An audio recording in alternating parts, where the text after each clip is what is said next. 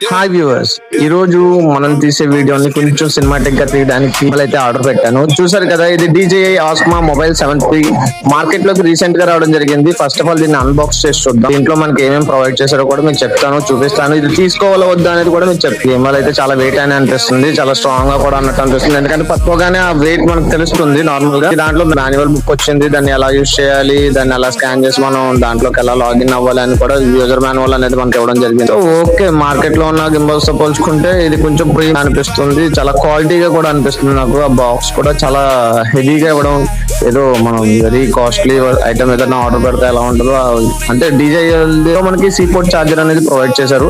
ఇది ఛార్జింగే కాదు, మనం పవర్ బ్యాంక్ కింద కూడా దాన్ని యూజ్ చేసుకోవచ్చు.